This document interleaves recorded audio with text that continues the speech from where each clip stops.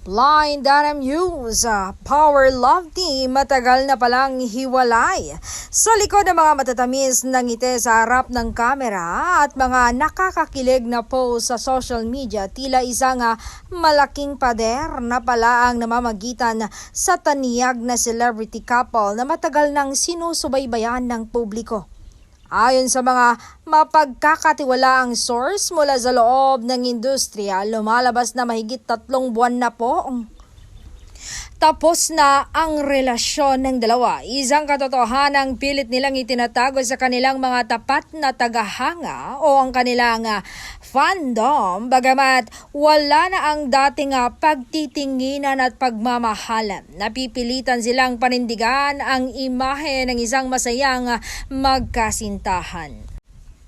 At dahil sa bigat ng mga obligasyong nakasaad sa kanilang mga pinirmahang kontrata sa kanilang network at mga dambuhalang kumpanya, ang bawat sulyap at hawak sa kamay na nakikita sa mga events ay bahagi na lamang ng isang maingat na scripted na pagganap upang hindi maapektuhan ang takbo ng kanilang mga proyekto at hindi mapurnada ang mga nakalinyang endorsement na nagkakahalaga ng milyon-milyong piso.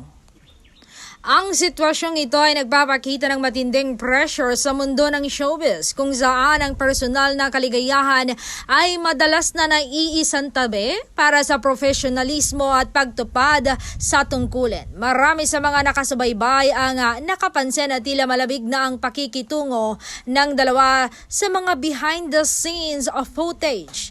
Ngunit agad itong binibigyang paliwanag ng kanilang mga kampo bilang pagkapagod lamang sa trabaho. Gayunpaman, hindi na maikakaila ang lamat sa kanilang samahan habang pilit nilang itinataguyod ang kanilang mga huling proyekto bilang isang love team bago ang tuluyang pag-anonsyo ng kanilang paghihiwalay sa takdang panahon. Mahirap man ang kanilang pinagdadaanan, pinipili nilang maging civil at magtrabaho ng maayos upang hindi mabigo ang mga taong umaasa sa kanila, lalo na ang mga brands na patuloy na nagtitiwala sa kanilang tambalan sa kabila ng tunay na estado ng kanilang mga puso.